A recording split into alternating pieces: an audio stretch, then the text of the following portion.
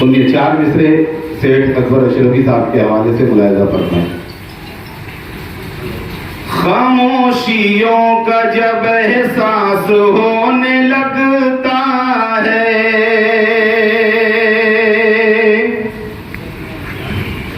खामोशियों का जब एहसास होने लगता है,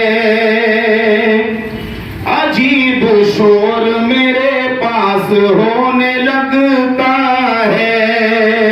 खामोशियों का जब एहसास होने लगता है, अजीब शोर मेरे पास होने लगता है। वो लोग क्या हुए, वो लोग क्या हुए जिनका ख्याल आते ही सरों पे साए का एहसास होने लगता है। वो लोग क्या हुए जिनका ख्याल आते ही सरों पे साए का एहसास होने लगता है, सरों पे साए का एहसास होने लगता है। और ये आखिरी 4 मिसरे भी किसी ताज़ियत के हवाले से पेश कर रहा हूँ, बिलखुसूस सेठ अकबर अशरफी के साथ गान तवज्जो के साथ। होता था जिससे घर में उजाला नहीं रहा, सुनना रही भैया। होता था जिससे घर में उजाला नहीं रहा, सर पर शफीक बाप का साया नहीं रहा, सर पर शफीक बाप का साया नहीं रहा। मिलता था जिसको देख के हज का मुझे सवाब, मिलता था जिसको देख के हज का मुझे सवाब। अफसोस मेरे घर में वो काबा नहीं रहा, अफसोस मेरे घर में वो काबा नहीं रहा। होता था जिससे घर में उजाला नहीं रहा, सर पर शफीक बाप का साया नहीं रहा। दुआ दूं परवरदिगार आलम मरहूम सेठ अकबर अशरफी उनकी मग़फ़िरत फरमाए, उनके दर्जात को बुलंद फरमाए। आमीन। सलाम।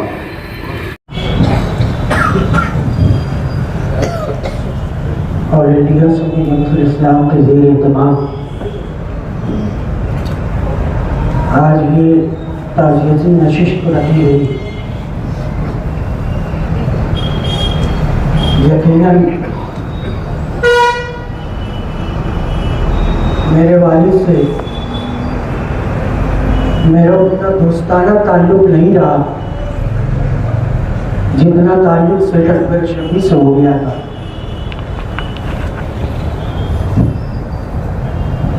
मेरे वालिद के विसाल के बाद जब मैं इस लाइन में कदम रखा तो यकीनन वो जानते थे और वो इस मराहिल को पहचानते भी थे। इसकी उम्र कम, ये बच्चा, अगर वो चाहते तो मुझे उस वक्त तो दबा सकते थे, उस वक्त तो मुझे भटका सकते थे, या मुझे सूफिया मिल्लत से वफा न करते हुए मुझे कोई दूसरी सिमत ले जा सकते थे। मगर मैंने देखा तो जो मामलात मुझे उस वक्त तो नहीं समझ आते थे, या जो चीज़ें हुजूर सूफिया मिल्लत किया करते थे वो वक्त तो मुझे नहीं समझ आते थे, तो मेरी मुकम्मल रहनुमाई करते थे। सेठ अकबर अशरफी साहब 2006 में हुजूर सूफिया मिल्लत से ताल्लुक़ कायम किए हमारे वहाँ पर दरगाह मासूम शाह मिट्टी पर मनवाड़ में सैयद रियाज साहब रहते हैं। उनकी मार्फत कचौचा शरीफ के साहिब से ज़्यादा हुजूर सूफी फखरुद्दीन चिश्ती अशरफी जिलानी साहब रहमतुल्लाह ताला अलैह मनवाड़ की सरजमीन पर तशरीफ लाए थे।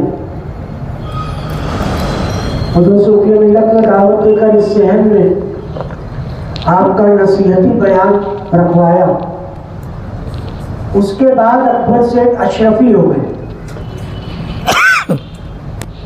उससे पहले अशरफी नहीं थे। उसके बाद हमने कचौचा शरीफ का सफ़र किया और हुजूर साहिब सज्जादा की खालका में, इसकी गवाही सूफी बिलाल अहमद सादरी साहब ने देंगे कि उनकी खानका में हमारा जाना हुआ। हुजूर सूफी मिल्लत ने सिर्फ इतना कहा सेठ अकबर अशरफी साहब को कि आप इनसे बैत हो जाए। सेठ अकबर अशरफी साहब, मैं समझता हूँ कि उन शख्सियत के ताल्लुक से कुछ नहीं जानते, मगर इतनी वफादारी कि अपनी आखिरत का सौदा हुजूर सूफी मिल्लत के अल्फाज पर रख दिया और उन्होंने सिलसिला अशरफिया में कदम रख दिया। मेरे घर पर एक हालात ऐसे भी गुजरे 2013 में, और इस अदारे पर कि हुजूर सूफी मिल्लत को भेजा इल्ज़ामात में तकरीबन 2 महीना परेशान किया गया। यकीनन उसमें सूफी जमील टेलर साहब, सूफी अनीस अहमद कादरी साहब की बेलौस खिदमत ये रही कि उनके वास्ते उन्होंने जेल में, मगर मैंने देखा कि सेठ अकबर अशरफी साहब अपना घर बार छोड़कर 2 महीना हुजूर सूफी मिल्लत की खिदमत में गुजार दी। यहाँ पे सूफी मुख्तार टेलर साहब भी मौजूद हैं। सूफी मुख्तार टेलर साहब हजरत के ऐसे चहीते खलीफा है कि हुजूर सूफी मिल्लत जब भी संगम लेट जाते थे तो इन्हीं के घर क़याम भी किया करते थे और अपनी सारी ज़रूरतें पूरी भी किया करते थे। सूफी मुख्तार टेलर साहब गवाह है उस हालात में सेठ अकबर अशरफी साहब और हुजूर सूफी मिल्लत और बिलाल अहमद सादरी साहब साथ साथ रहा करते थे। हुजूर सूफी मिल्लत से बेइंतहा वफादारी निभाई। शायद ये मेरा बयान सोशल मीडिया पे भी जाए कि हुजूर सूफी मिल्लत पे जब किसी ने कुछ लफ्ज़ कहा तो सेठ अकबर अशरफी वो नाम है कि पुलिस स्टेशन में बेबाकाना तौर पर उस आदमी से भिड़ गए और पूरी जिंदगी कभी उन्होंने कंप्रोमाइज नहीं की। हुजूर सूफी मिल्लत ने पूरी जिंदगी जो इत्तेहाद के साथ काम किया, सेठ अकबर अशरफी साहब ने भी वही काम किया। और विसाल के बाद हुजूर सूफी मिल्लत के बाद सेठ अकबर अशरफी साहब जो है मेरी हर लाइन में मदद किया करते थे। अलबत्ता मैं ये कहूँ, अभी मैं रमज़ान मुबारक में जब तीसरा चौथा रोज़ा लगा तो मुझसे कहने लगे कि आप सुबह जल्दी उठ के दरगाह पर आओ। मैंने कहा कि सेठ आप लेने आ जाना, जबकि वो जानते थे कि मैं तैयार 1-1.5 घंटे में होता हूँ, मगर मैं बोलता था आप आना, मैं 10 मिनट में तैयार हो जाऊँ। वो आके 1.5 घंटा हमारा वक्त बैठा रखते हैं, 1 घंटा 1.5 घंटा आधा घंटा, मगर कभी उन्होंने मुझसे शिकायत नहीं की कि आप ये सारी चीज़ें करते हैं। हमेशा वो यही कहते रहे कि मेरी ज़िंदगी के आखिरी लम्हात हुजूर सूफी मिल्लत की वफादारी में गुजर गया और उन्होंने वो निभाई। इस अदारे के लिए मैं समझता हूँ कि वो एक ढाल बनकर खड़े रहते। जब कभी कानूनी दुश्वारी आती, जब कभी कोई मुसीबत आती, चाहे अदारे पे, तंजीम पे या तंजीम के अफरादों पे, सेठ अकबर अशरफी साहब हमेशा जो है वो पहले अव्वल वक्त में पहुंचा करते हैं। उनकी खिदमत बहुत है और बेलौस खादिम का नाम सेठ अकबर अशरफी। अभी चंद दिन पहले जब वो इस मर्ज में मुब्तला नहीं हुए थे। हकीम इसराइल साहब गवाह है कि हम लोग यहीं करके के ओटे पर बैठे हुए थे, उन्होंने कहा कि सीने में दर्द हो रही है। हकीम इसराइल के साथ उन्होंने डॉक्टर अंजुम के वहाँ पे जाकर दवा लाई, तो डॉक्टर साहब ने बताया कि गैस की तकलीफ है और दवा गोली दे दी। मजाकन उन्होंने कहा कि यार मुझे गैस की तकलीफ नहीं समझ में आ रही। फिर तो मर्जी मौला थी कि 2 दिन के बाद उनको अटैक आया और डॉक्टर दौरे के वहाँ दाखिल हुए। 2 दिन रहने के बाद जो है उन्हें बहुत अच्छा लगा, तो उनके फर्जंदगान ने और उनके भाई डॉक्टर साहब ने मशवरा किया कि हम घर लेके चलते हैं, 2-4 दिन गोली दवा खिलाते हैं, कुछ आराम पड़ा तो फिर आगे का लाए अमल तय करते हैं। मगर आराम नहीं हुआ तो हमने सब लोगों के मशवरे से उन्हें बाईपास के लिए ले जाया गया। बाईपास ऑपरेशन के 10 मिनट पहले जब वो ऑपरेशन थिएटर में जा रहे थे, अख्तर मेंबर साहब गवाह मेरे से 5-7 मिनट उन्होंने बात की और 5-7 मिनट बात करने में पहला जुमला जो उनको मुझे शॉक कर गया, जो मुझे झटका दे गया। मैंने जैसे ही सलाम किया तो उन्होंने कहा कि साहब आप टेंशन मत लो, यहाँ सब बाईपास के ऑपरेशन के मरीजों को मैं देख रहा हूँ, सब 2 दिन में आ रहे, 3 दिन में आ रहे, अपना ऑपरेशन करा रहे, चले जा रहे, कुछ नहीं होगा मुझे तसल्ली के अल्फाज बोलने ही नहीं दिए। उन्होंने 5-7 मिनट मुझे ही तसल्ली दी। फिर उसके बाद जो है शहरी हालात पे बातचीत हुई। मैंने कहा कि आप फिक्र ना करें, आप जाए, ऐसा वैसा सारी चीज़ें बातचीत हुई गई। आखिरी लम्हात में नासिक में संगम ने सूफी मुख्तार टेलर साहब को वहाँ उससे मुबारक में जा रहा था। मैं मेरी गाड़ी लेके नासिक से गया, सूफी बिलाल साहब से कहा कि आप अपनी गाड़ी लेके मनमाड़ योला से जाए। 4:30 बजे हम लोग वहाँ पहुँचे तो वासिक साहब बैठे, इन्होंने बताया कि डॉक्टर मिलने नहीं देगी, सुबह का वक्त तो मिलने का या शाम का वक्त है, आप मिल नहीं सकेंगे। मैं उन्हीं से गुफ्तगू करते खड़ा था और किसी भी तरीके से हिकमत लगाने की कोशिश कर रहा था कि मेरे बहुत साथी हैं सूफी मिल्लत साहब के वसाइल के बाद, अकबर सेठ के बाद, अगर मेरा किसी भी मामले में बेलौस अगर किसी ने मेरा साथ दिया तो मोहम्मद रमज़ान मोहम्मद अब्बास साहब है। वो अपनी हिकमत लगा के ऊपर से आ गए थे कि मुझे कैसे वहाँ रूम तक पहुँचाना है। मेरे को बोला कि आप चलें, मुझे लेके गए, मैं रूम में दाखिल हुआ, 5-7 मिनट तो खड़ा रहा, वापस आया। मैं ज़िंदगी भर उनका एहसान मत रहूँगा।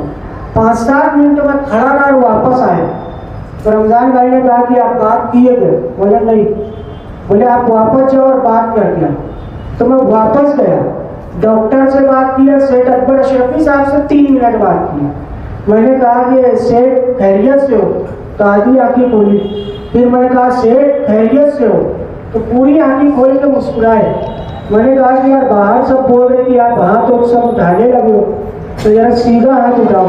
तो आपने सीधा हाथ उठाया, फिर उल्टा हाथ बोला, फिर पैर बोला, तो सब तरीके से हिलाए। फिर मैंने कहा कि यार नीचे हकीम इसराइल भी आए हुए हैं, वो डॉक्टर एक ही आदमी का परमिशन दिए, तो मुस्कुराए। मैंने कहा और साथी। तो ये सारे मामला बहुत अच्छे थे, ऑपरेशन कामयाब था, मगर जो मर्जी मौला थी उसके आगे हम लोग सब बेबस है। मौत एक हकीकत है जो हर जिंदे इंसान को, हर जीवों को उसका मौत का मज़ा चखना है। सेठ अकबर अशरफी साहब, उनको हमेशा हम याद करते रहेंगे, उनके काम को याद करते रहेंगे। इस वक्त मेरी पोजीशन, मैं जब प्रोग्राम सज रहा था तो बरकती मुस्तफ़ा सर से कहा कि आपको यकीन है क्या कि आप प्रोग्राम सज रहा है? बरकती सर ने कहा कि नहीं, मुझे भी सुबह किसी ने बोला कि यार ये कौन सा प्रोग्राम होने वाला है, तो मुझे भी यकीन नहीं है।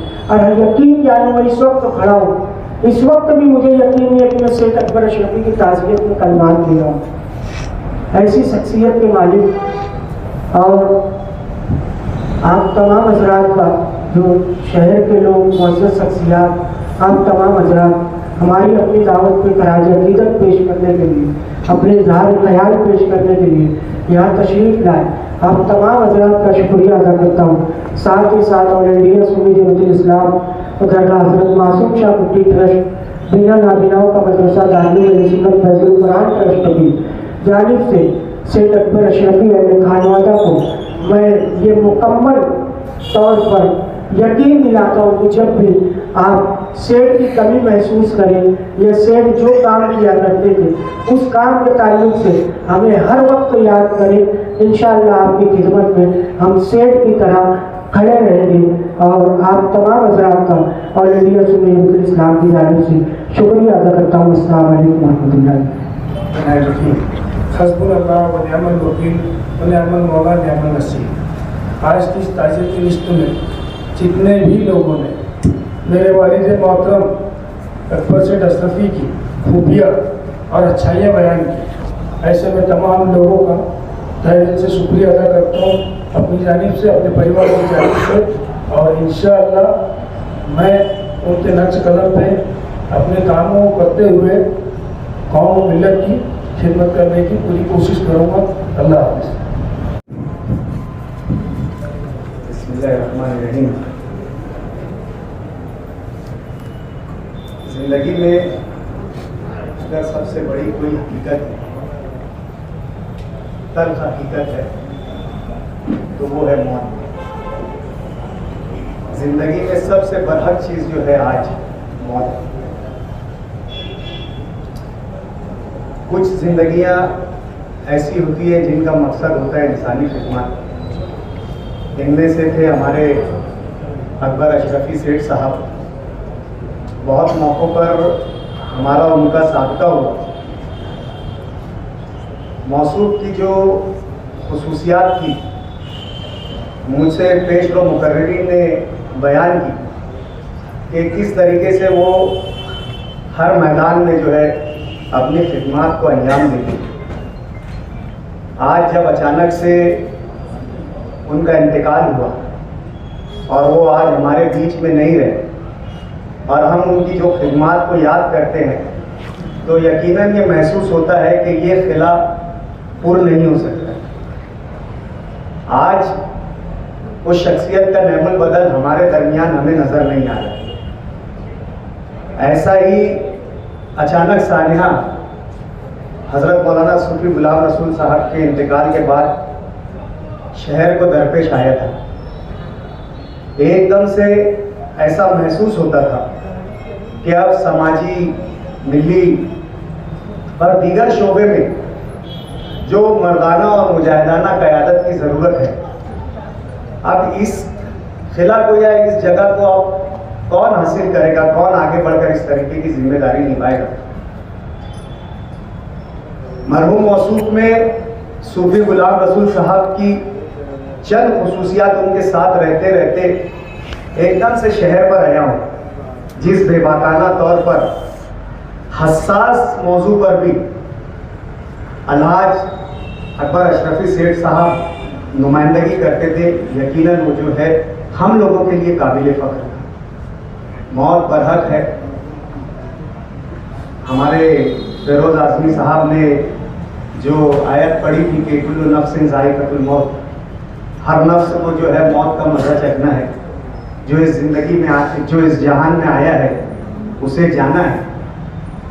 हम इस अजीम साहने पर तो उनके जो पसमंदेगान हैं, जो उनके लवाहकीन हैं, हम उनसे इज़हार ताज़ियत पेश करते हैं और अल्लाह ताला से दुआ गो है कि अल्लाह मरहूम को करवट करवट जन्नत नसीब फरमाए, उनकी बाल बाल मग़फ़िरत फरमाए, उनकी सय्यात को हसनात पर ऐसे मुबद्दल फरमाए और हमें जल्द से जल्द जो है उनका नेमुल बदल अता फरमाए। वाखिर दावाना आज की इस ताज़ियती नशिस्त के सदर मालेगांव शहर के तमाम दीनी, समाजी, सियासी पार्टियों के और तंजीमों के जिम्मेदारान अकबर सेठ अशरफी साहब से मेरा ताल्लुक़ 2019 NRC की जब तहरीक मुल्क भर में चल रही थी उस वक्त सूफी गुलाम रसूल साहब के ज़रिए हुआ और जब से ही हर वक्त हर तहरीक में निजी कामकाज में हमारा ताल्लुक़ कायम रहा। मैंने हमेशा देखा कि वो कई तंजीमों के साथ जुड़े थे और मैं भी एक सियासी आदमी हूँ और आज जो मुल्क के हालात हैं तो आज हमको सबसे ज़्यादा ज़रूरत पड़ रही है कौम मिल्लत की रहनुमाई के लिए और उनके काम काज के लिए। अकबर सेठ मैं कहूँ कि ये सच में एक खादिम थे कौम के। इसमें लफ्ज़ हम खादिम बोलते हैं, ये कई लोगों के लिए बोला जाता है, मगर सही खादिम अकबर सेठ को मैं मानता हूँ। बहुत बड़ापन कभी नहीं बताए और मेरे लिए तो वो कई तंजीमों में सीढ़ी का काम करते थे। अगर कुल जमाती तंजीम से मिलना हो, अगर ऑल इंडिया सुन्नी जमातुल इस्लाम से, दूसरी कई तंजीमों के जिम्मेदार थे, तो उनसे बातचीत कर लेने के बाद वो सारी तंजीमों को जोड़कर हमारी मीटिंग करा दिया करते थे। तो मेरे लिए तो एक बड़ा नुकसान हुआ, क्योंकि कल भी इन सब तंजीमों की ज़रूरत हमको थी, कौम को थी, मिल्लत को थी और आने वाले वक्त में बहरहाल रहेंगी। उनके बारे में बहुत सी बात बोली जा सकती है, मगर वक्त के पाबंद इंसान थे वो।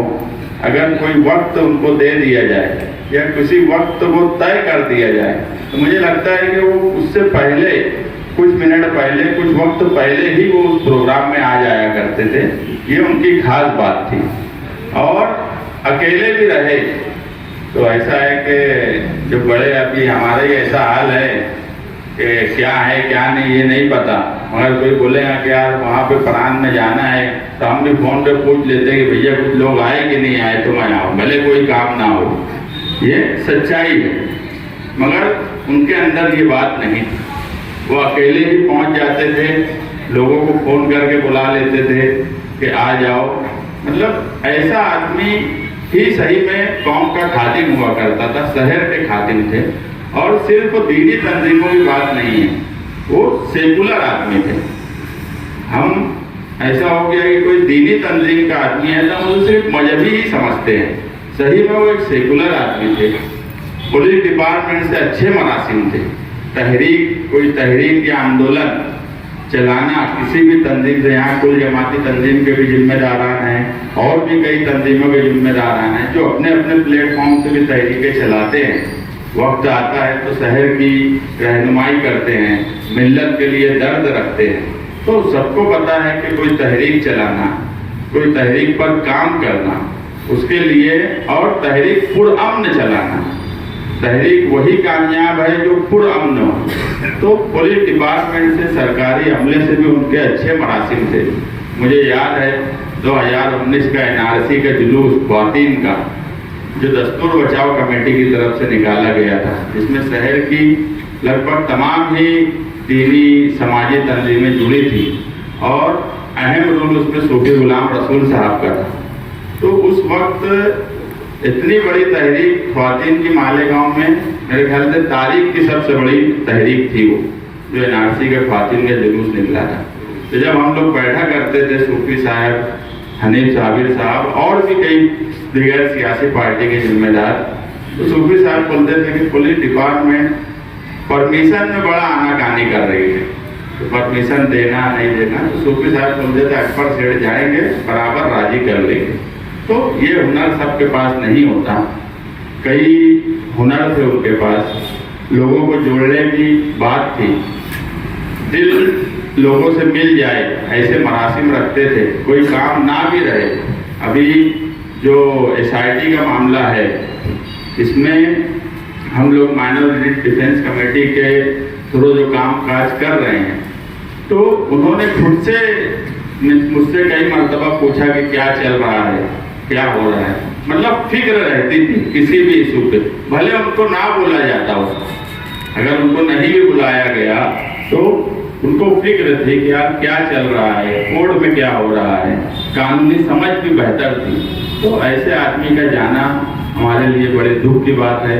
मैं समाजवादी पार्टी दस्तूर बचाओ कमेटी की तरफ से उनके अहल खाना को और सबसे ताज़ियत पेश करता हूँ और दुआ को कोई अल्लाह उनको जन्नतुल फिरदौस में आला मुकाम दे, और शहरियान को और जो भी तंजीमें यहाँ बैठी हैं सभी को उनका नेमुल बदल अता करे। और जो लोग अभी बोले कि उनके नाम से कोई जगह या कोई सड़क या कोई अदालत उनके नाम से मुंसलिक हो जाए, तो नूरुल ऐन साबरी साहब यहाँ बैठे हैं, वो तय करें कि क्या करना चाहिए। इंशाअल्लाह समाजवादी पार्टी और हम उनके साथ रहेंगे। शुक्रिया।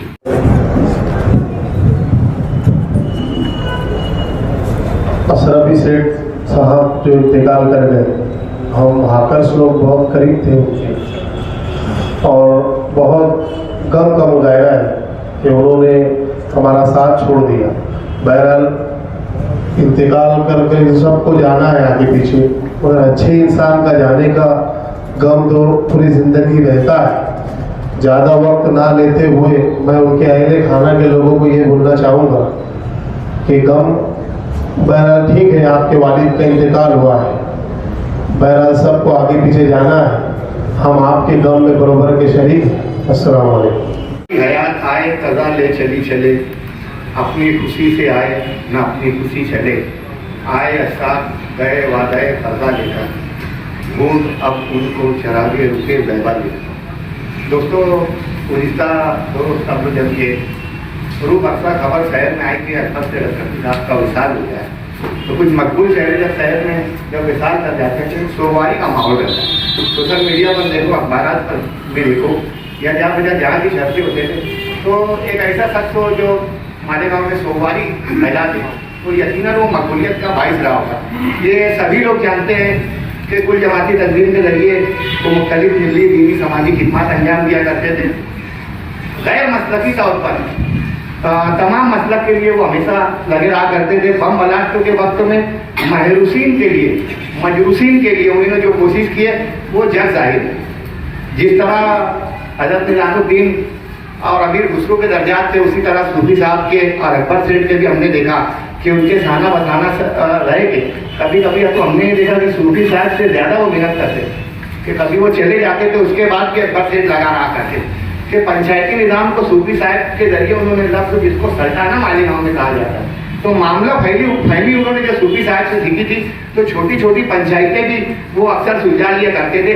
आफिसरान से किस तरह बात की जाए कि अपना मिली तशक्कुस भी कायम रह जाए और काम भी बन जाए, ये हुनर उन्होंने सूफी साहब से सीखा था और उसका बेहतरीन इस्तेमाल भी किया था। दोस्तों, सूफी साहब के विशाल के अलावा मालेगांव शहर में मौलाना बारी कासमी साहब, मौलाना अजहरी साहब, जैनुद्दीन मंसूरी साहब, हनीफ फिगर साहब के बेतिशाई नजर में चलो राय रखा था, हर नक्सुबा बुलंद है दीवार की तरह। बेशुमार ऐसे अकाफरीन हम लोगों से जब जुदा हुए तो एक आखिरी चराग थे। अकबर सेठ का भी चले जाना यकीन मानिए कि ये बहुत बड़ा सानिया है। मालेगांव शहर में आज यहाँ पर ताजियत का इत्माम किया गया, मैं मुंतज़िम के लिए मशकूर हूँ। अयाज अंचल ने जो कहा है, मैं मुस्तकीम भाई से भी गुजारिश करता हूँ कि मालदा सिवार इलाके में प्रभात 4 जहाँ वो रहा करते, अगर यहाँ उनके नाम से कोई गली या कोई तामीर कर दी जाए तो जिंदा व जावीद रहेंगे। आने वाले वक्तों में लोगों को हौसला मिलेगा कि समाज के लिए जब काम करो तो वो लोग बयानदार हो जाते हैं। दोस्तों, नाम उनका शेख अकबर शेख वजीर था, उम्र 67 साल थी। ये इनका खानवादा कन्नड़ से बुधवार से इख्तियार करने के लिए मालेगांव शहर आया था। इब्तिदा में ये लोग आज़ाद नगर रहा करते थे। आज़ाद नगर के बाद ये मालदा गौसपुरा में रहने के लिए आए, जहाँ गरीब नवाज मस्जिद उस इलाके में। लेकिन सारे शहर में वो मकबूल थे। वकला के साथ उनके मरासिम हो, वकील साहब बैठे कि वकला के साथ वक्त देना, इनके साथ बम्बई जाना। बम ब्लास्टों के वक्तों भी हमने देखा, 12 नवंबर के वक्तों में भी हमने देखा। हिकमत अमली तो ऐसी रहा करती थी, कभी कभी सूफी साहब को बोल दिया करते थे सियासी तौर पर तुम इधर रहो, मैं इधर रहता हूँ, लोगों का काम होना चाहिए।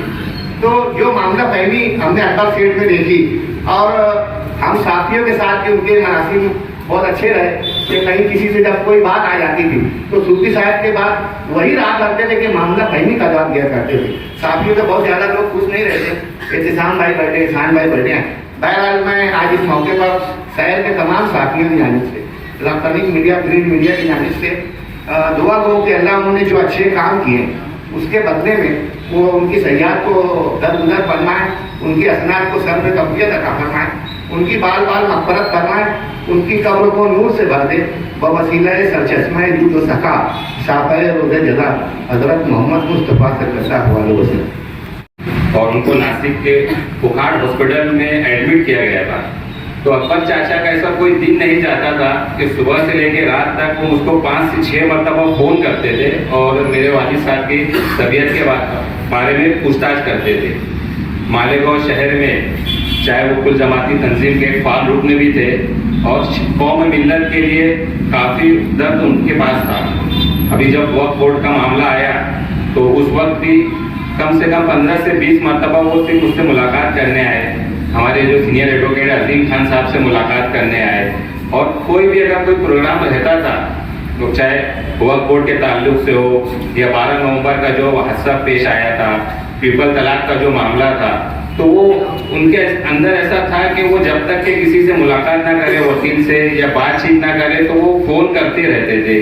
अगर फ़ोन नहीं उठाए कोर्ट में खान साहब ने तो वो कोर्ट में आके बैठे रहते थे उनके इंतज़ार में। उनका यूँ जाना दुनिया से तो उनके खानवादा के लिए नहीं बल्कि हमारे शहर मालेगांव के लिए भी एक काफ़ी बड़ा हादसा है और एक नुकसान हुआ है। मैं अल्लाह ताला से दुआ करता हूँ कि अल्लाह ताला उनकी करवट करवट मग़फ़िरत फरमाए और जिस तरह अभी हयात अलसर साहब ने बोले हैं और मंसूर भाई ने बोले हैं तो इंशाअल्लाह ताला मैं मुस्तकीम भाई को भी कहना चाहता हूँ कि उनके नाम से प्रभाग नंबर 4 या ख़ास तौर से जिस एरिया में वो रहते थे उस एरिया में उनके नाम से कोई चीज़ शुरू की जाए, क्योंकि अकबर सेठ सूफी गुलाम रसूल कादरी साहब के इंतकाल के बाद से और ज़्यादा वक्त देने लगे थे शहर के लिए, कौम मिल्लत के लिए। और अक्सर मैं देखता था कि जब भी अकबर चाचा कोई काम रहता था और अगर सूफी नूरुल ऐन साबरी साहब जो है वो उनके साथ ही रहते थे, एक सरप्लस की तरह उनका साथ देते थे। उनके ये जाने से उनका भी बड़ा नुकसान हुआ है। तो मैं अल्लाह ताला से दुआ करता हूँ कि अल्लाह ताला उनकी मग़फ़िरत फरमाए और हम खानवादा अकबर सेठ जो है उनके गम में बराबर के शरीक है। इतनी बात कहकर मैं अपनी बात खत्म करता हूँ। अस्सलाम वालेकुम। सुन्नी जमात इस्लाम के बैनर तले यहाँ तक़रीब की गई है। अजीज़ दोस्तों, अकबर सेठ से मेरे तकरीबन 7-8 साल से दीना हमारे ताल्लुकात है। बहुत सारी तंजीमों में हम लोग साथ में रहे। एक बहुत मशहूर तंजीम राष्ट्रीय मुस्लिम मोर्चा, उसके वो सदर थे, मैं नायब सदर था। इसी तरीके से शहर में किसी भी समाजी, माशी, फलाई, दीनी अगर कोई तहरीक चलाना हो या प्रोग्राम हो तो तकरीबन तमाम प्रोग्रामों में अकबर अशरफी साहब हमेशा मुझे अपने साथ लेकर एक सरपरस्त की हैसियत से, एक वालिद की तरह मुझे अपने साथ देते, मशवरा देते और अपने कांधे से अपने साथ में अपने बाजू में बलवत करके कहना चाहिए मुझे हमेशा रखते थे। एक बहुत ही मुखलिस मिलनसार शख्सियत का नाम अकबर अशरफी था। अभी 20 रोज़े को यहाँ पर एक बहुत बड़ी इफ्तार पार्टी थी, उसके अंदर अकबर अशरफी साहब जिस जोश और खरोश के साथ, इसकी यूँ तो हमेशा से ही जब भी मासूम साहब दरगाह मुफ्ती पर कोई प्रोग्राम होता तो सूफी नूरुल ऐन साबरी साहब के साथ अकबर सेठ अशरफी साहब का एक बहुत बड़ा हिस्सा और ताउन रहा करता था। हर प्रोग्राम में अकबर सेठ अशरफी साहब सफ़े अव्वल में नज़र आते और हमेशा हमारी सरपरस्ती फरमाते। आज यूँ महसूस नहीं, इस तरीके से महसूस हो रहा है जैसे वो हमारे दरमियान मौजूद है। बस मैं यहाँ पर वो कहने वाले बहुत सारे हैं और दुख की वजह से बहुत सारी बातें तो बोलने जहन में आ रही है लेकिन ज़बान से अदा नहीं हो पा रही। मैं इतना कहना चाहूँगा कि इंसान जब जिंदा होता है तो उसकी जब कद्र करनी चाहिए।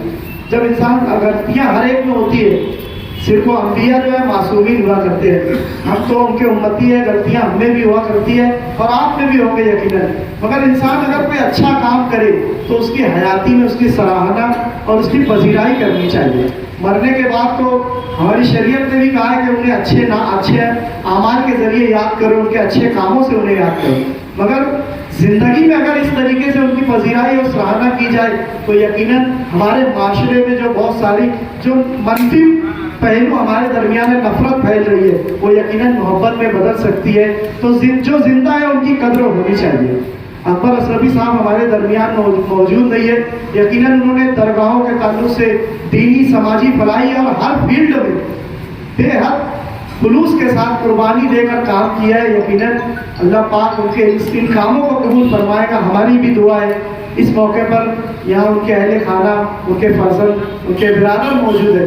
मैं हिफाजत ग्रुप, हिफाजत मीडिया की जानिब से, अपनी जानिब से ताज़ियत मशनूना पेश करता हूँ। अल्लाह पाक से दुआ है कि उस फलदार दरख्त को जिससे सब लोगों ने फ़ायदा उठाया है, हमारी दुआ है कि अल्लाह उन्हें जन्नतुल फिरदौस में अजीम व आला मकाम अता फरमाए और उनके सय्यात को हसनात से मुबद्दल फरमाए और उनके अहले खाना को सब्र जमील अता फरमाए। व आखिर दावाना अल्हम्दुलिल्लाह रब्बिल आलमीन।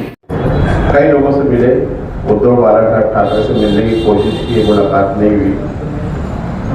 काफ़ी यानी सरगर्मी वाला दिन था, उसमें हम लोग साथ में थे और जैसे सब लोगों ने कहा कि वो लोगों को जमा करते थे, तंजीमी उनके अंदर बहुत सलाहियत थी, तो अक्सर वो इन कामों के लिए मुझे उन्हीं का फ़ोन आता था कि यहाँ जाना है, वहाँ जाना है, ये करना है, वो करना है, तो बहुत तलब थी उनके अंदर। और एक ख़ास बात ये थी कि खर्च करते थे, अपनी जेब का खर्च करते थे। कौम के लिए, कौम के काम के लिए जाना एक अलग बात है, जेब का खर्च करना, कहीं खाना हो, कहीं पेट्रोल भराना हो, कहीं और कोई ज़रूरत हो, तो वो उसमें पेश रहते थे। उनकी बहुत सारी खूबियाँ हैं, इंशाअल्लाह कभी देखेंगे। आज वक्त बहुत कम है, मैं उनके लिए दुआ मग़फ़िरत करता हूँ और पसमानदगान के लिए यही दुआ है कि अल्लाह ताला उनको सब्र जमील अता फरमाए। शुक्रिया। अस्सलाम वालेकुम। और माफ़ करे, अल्लाह उनको मग़फ़िरत करे और उनके दर्जात को बुलंद करे और उनके जितने भी रिश्तेदार हैं उन सबको सब्र जमील अता फरमाए। बस मैं अपना ये दो बात सीआई मानी से बोलता हूँ। और अय्याम मुहर्रम में जब आता को खासतौर से मुलाकात करते थे, प्रोग्राम के बारे में मालूमात ले रहे, कोई तकलीफ है के बारे में मालूमात लेते थे कि अगर कोई तकलीफ हो तो बताओ। और उनके दिल में कोई भी ऐसी बात नहीं थी, न किसी किस्म की फ़िरका परस्ती या और कोई मसले मसाइल की। सबको एक समझते थे, एक जानते थे। उनका कहना यही था, ला इलाहा इल्लल्लाह पढ़ने वाले सब हमारे भाई हैं और सब एक है। तो उसी चीज़ को हम याद रखते हुए उनके लिए भी मग़फ़िरत की मैं दुआ करता हूँ। और आज हमें ये मौका मिला, हम उनका शुक्रिया। सदर मुहतरम बिरादर मुकर्रम मरहूम अकबर अशरफी साहब के शोक में मौजूद हम तमाम शोकवारान, मैं उसी शेर के साथ ताज़ियत पेश करूँगा और ख़राज अक़ीदत पेश करूँगा कि जब हमारे अजीम साहबी मौलाना अमीर उस्मानी साहब का इंतकाल हुआ, एक शेर से उनको ताज़ियत और उनको याद किया गया था कि वही सितारा जो ज़ौ फिगर था, उफ़क़ की तारीक वादियों में सियाही शब के पास मानो, खुशी मनाओ कि वो भी डूबा। हज़रत मुहतरम शेख अकबर अशरफी साहब इत्तेहाद मिल्लत के एक बहुत ही रोशन मीनार, वो एक ऐसा काम है कि जिन लोगों ने किया उनको कितना तल्ख़ तजुर्बा होता है वो हम सब जानते हैं। क्या क्या सुनना पड़ता है। अब ख़ास तौर से एक मकतब फ़िक्र से तो ऐसी सुनना पड़ता है कि इंसान भाग जाए इत्तेहाद की बात। लेकिन खुशी की बात, उन्होंने अपनी पूरी ज़िंदगी हज़रत सूफी मिल्लत के साथ रहे, उन्हीं से फैज़ भी हासिल किया और कुल जमाती तंजीम में गए तो मौलाना अब्दुल हमीद अज़हरी साहब रहमतुल्लाह अलैह उनसे फैज़ हासिल किया। और उनकी शख्सियत को जब मैं बहुत करीब से देखता, आखिरी मुलाकात इसी रास्ते में मिली हुई थी, तो मुझे उन दोनों शख्सियत का एक चलता फिरता मुझे नमूना नजर आता। वो अपने मकतब फ़िक्र में, अपने मसलक में बहुत सख्त थे, इसमें कोई कॉम्प्रोमाइज़ नहीं था। लेकिन उन्होंने मिल्लत को यही पैगाम दिया कि हम अपने मकतब फ़िक्र पर कायम रहते हुए इत्तेहाद की मिल्लत को का फरीज़ा अंजाम दें, यही हमारा फरीज़ा है। और मैं उनके इज़हार पर अपने बड़े रंज व गम का इज़हार करता हूँ। उनके जो नस्बी और नस्ली जो उनके वारिसीन हैं, उनके बिरादरान हैं, उनके बच्चे हैं, उसके साथ साथ हज़रत मासूम साहब की ट्रस्ट जो है, सुन्नी जमीयतुल इस्लाम है, और दीगर जितनी तंजीमों से वो वाबस्ता थे और हम जैसे कम इल्म लोगों से भी हमारे उनका राब्ता रहा है।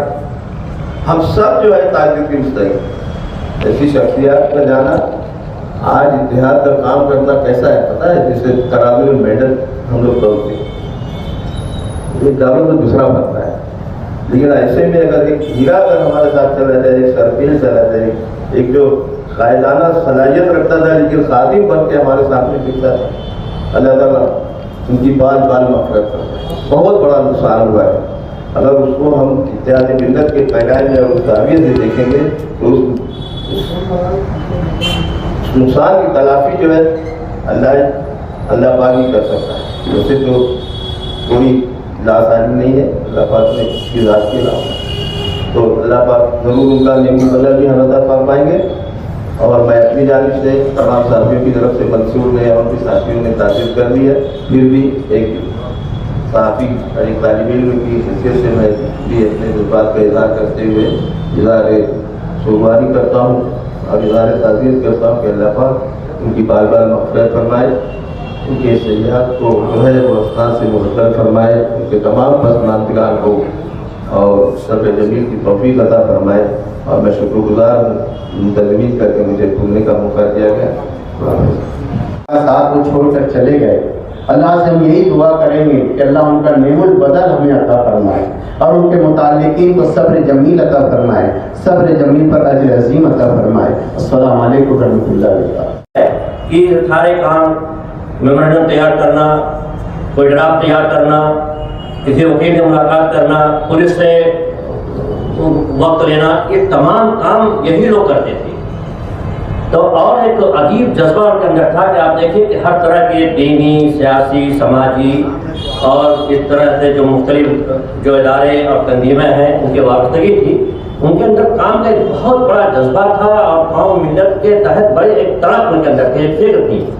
इसके तहत वो तमाम लोगों से ऐसा बताया कि मतलब था कि हर पर प्लेटफॉर्म से जुड़े हुए थे। हम लोग एक दो जगहों से काम करते हैं, उसके बाद हम कहते हैं भाई नहीं, इसे हमको मौका नहीं, फुर्सत नहीं, हमारे अंदर से ताकत नहीं है। लेकिन वो अजीब जज्बा था कि हर जगह रहते थे और बहुत ही खुलूस के साथ काम करते थे। बहरहाल अल्लाह ताला उनकी मग़फ़िरत फरमाए और अहले खाना को और तमाम लोगों को अल्लाह ताला सब्र जमील की तौफ़ीक़ अता फरमाए और उनका नेमत बदल अता फरमाए। ये दुनिया है, हम जानते हैं हकीकत को, जैसा कि मैंने वो आयत भी पढ़ी तो इंसान की ज़िंदगी की हकीकत यही है। पानी का बुलबुला है इंसान की जिंदगानी, छूटेगा हर किसी से एक रोज़ एक पानी, अपने सफ़र पे एक दिन हर एक को है जाना, सब जानते हैं इसको बरहा पे मौत आनी।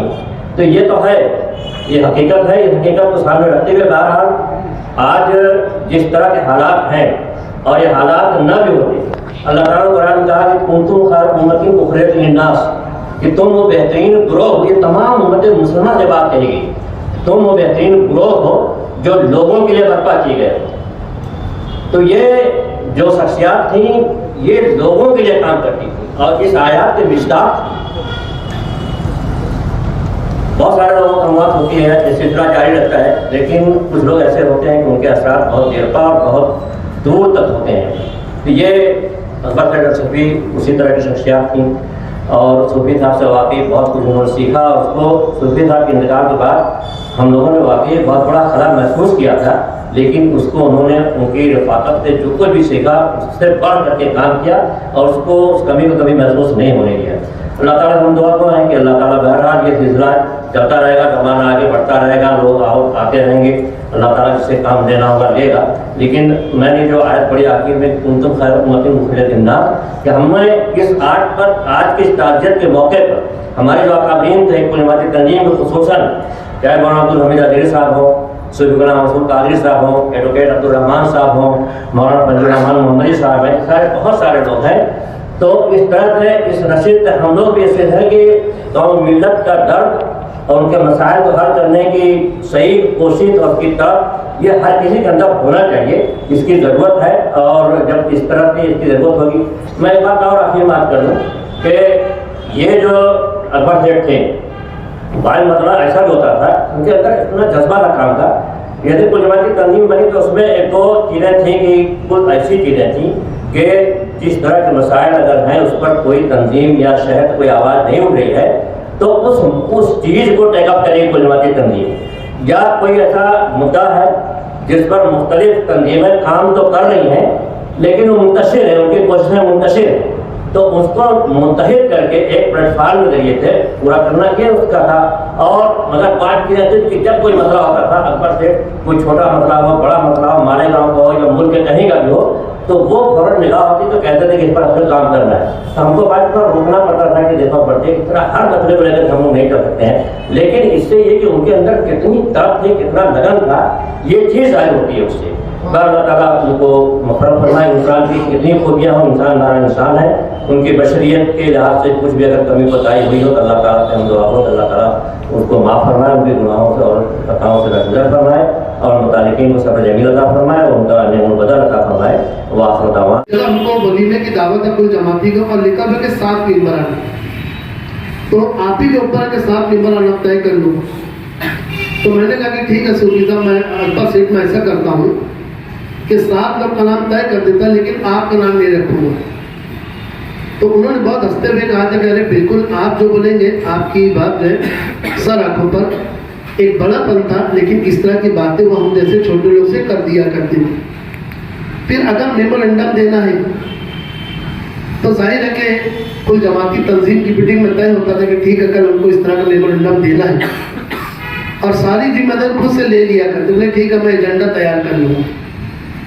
आप अच्छी तरह इसको जानते हैं, हमारे वकील साहब भी मौजूद हैं कि किसी के पास बैठकर मुख्तलिफ निकात पेश करना, एजेंडा अंग्रेज़ी में या मराठी में तैयार करना, उसकी प्रूफ रीडिंग करना, उसकी कई कॉपियाँ बनाना, फिर जिससे मुलाकात करने जाना उससे वक्त लेना, ये तमाम चीज़ें अकबर से बिल्कुल खुश उसलूबी के साथ अंजाम दे दिया करते थे।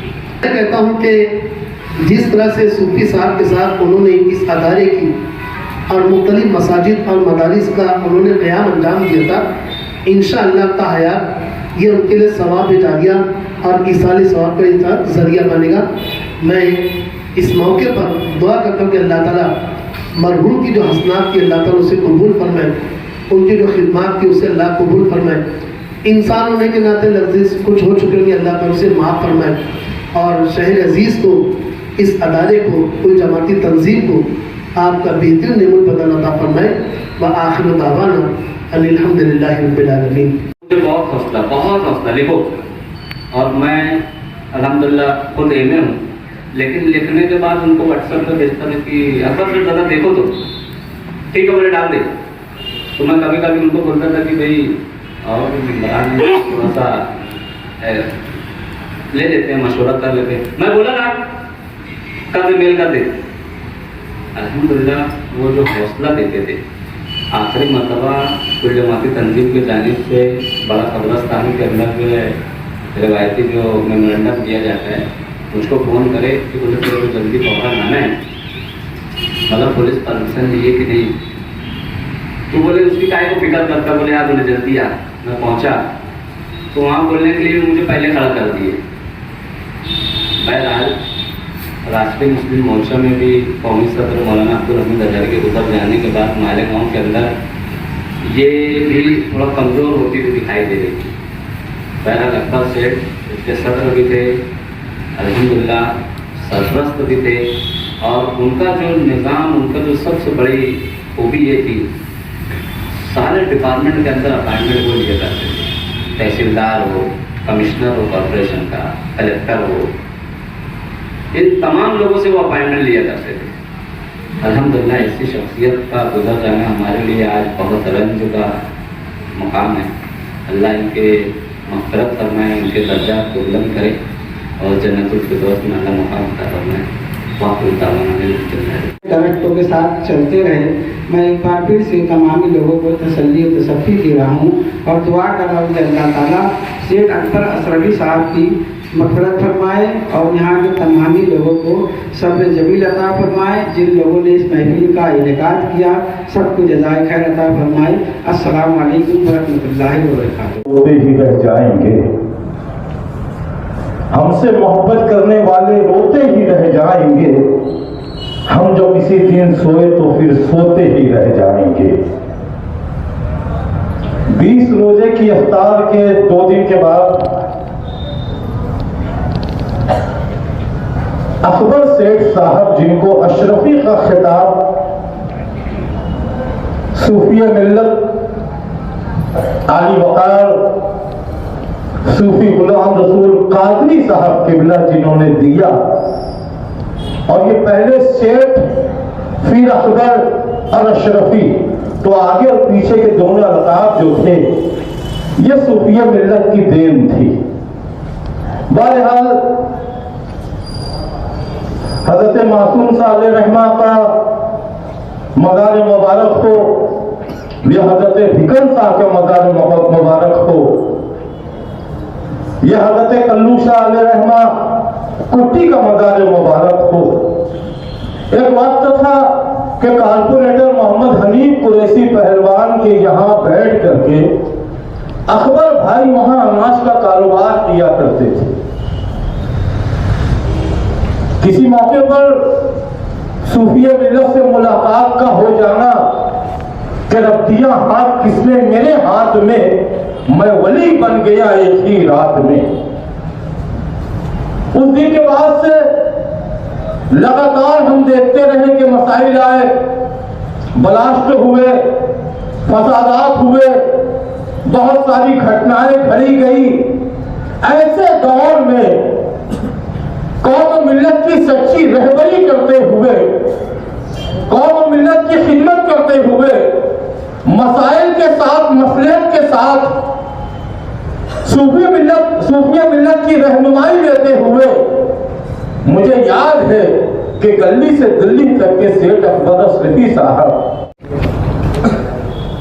जब अचानक सूफी साहब हम सबको छोड़कर चले गए तो मैं बहुत परेशान थी।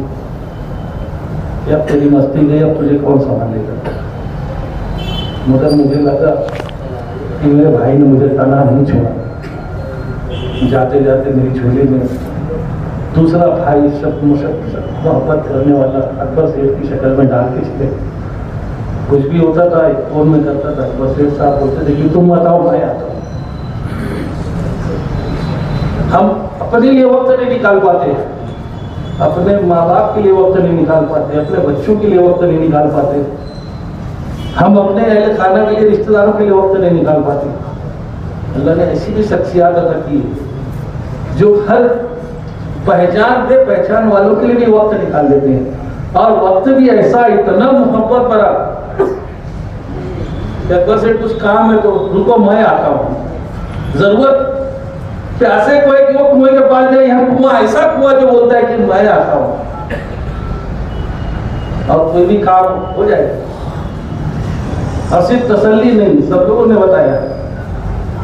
अब मैं तो कल से हैरान हूँ। यकीनन मेरा भतीजा, मेरे भाई का जो जानशीन है, हुजूर सूफी मिल्लत ने अपनी हयाती में अपनी जिम्मेदारियों का बोझ जिनके खाने पर डाला था, नूरलैन साहबी साहब, जिन्होंने सूफी साहब के बनाए हुए कारोबार को आगे बढ़ाया है।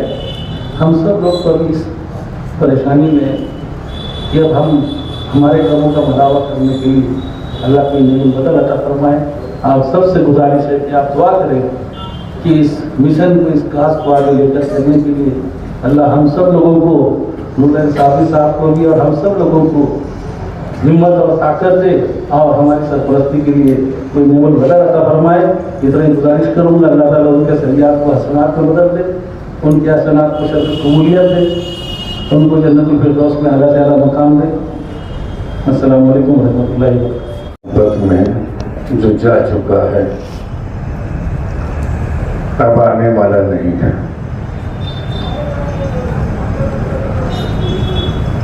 हम भी 40 दिन के सफर में से पहुंचे हैं, अभी मुकम्मल आराम नहीं हुआ। हमें खबर भी नहीं लगी, हम तो कल प्रोग्राम में थे तो हमें खबर लगी कि इंतकाल हो गया। खैर हम पहुंच नहीं पाए। सेठ अकबर साहब अशरफी मरहूम रहमतुल्लाह अलैह, मेरी उनकी जो ताल्लुकात हैं वो बताने के लिए हम नहीं खड़े हैं।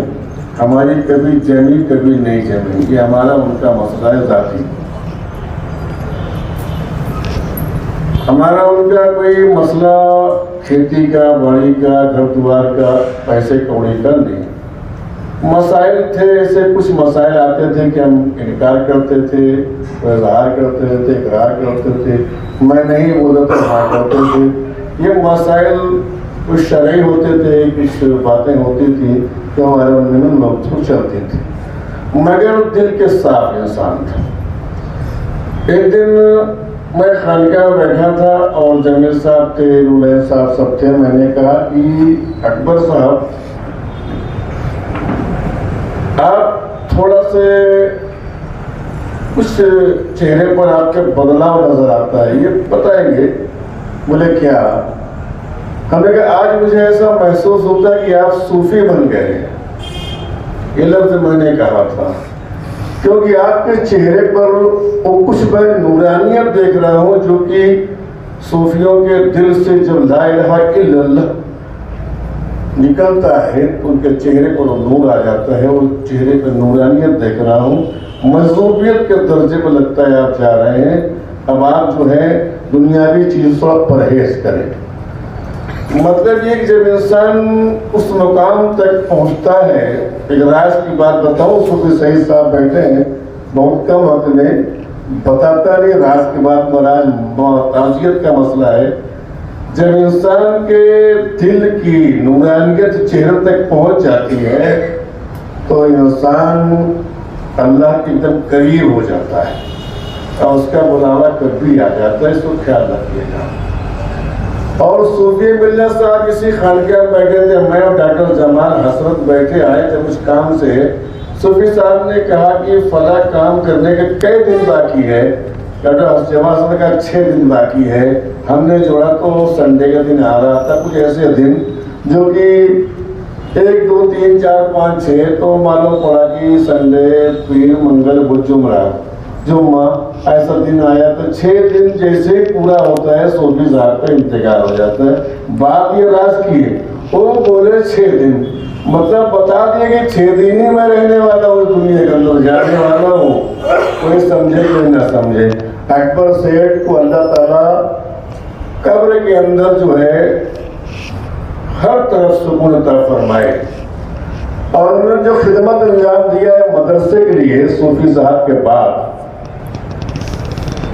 वाकई में खिदमत अंजाम दिया है। सुबह से शाम, शाम सुबह जब भी वक्त है वो आप यहाँ पर हाजिर थे। अभी नूरैन साहब ने कहा मैं छोटा था, बच्चा था, बचपना था, शऊर नहीं था। ये हकीकत है। तो मैं कहता था कि ये बच्चे हैं, इनको गाइड की जरूरत है। वो गाइड लाइन सरपरस्ती जो है अकबर सेठ ने पूरी मुकम्मल ईमानदारी के साथ अपनी जिंदगी में अदा किया। ये हकीकत बात है, एक सही बात है। और ये इदारे को उन्होंने जिला बख्शी अपनी हिकमत से, अपनी वक्त से, अपने ताकत से, अपने दिमाग से जिला बख्शी आज इदारा कायम और इंशाअल्लाह कायम रहेगा, दायम रहेगा। अल्लाह करीम से दुआ है, अल्लाह करीम जिन जिन लोगों ने उनके बारे में तारीफी जुमला कहे हैं, उनके कहने में जितनी सच्चाइयां हैं सब तो कबूल फरमा ले, और जो मोहब्बत से कहे उसको भी कबूल फरमा ले। और सेठ अकबर सेठ की सगीरा गुनाहों को माफ फरमा दे, कबीरा गुनाहों को माफ फरमा दे। पहला मिस्र में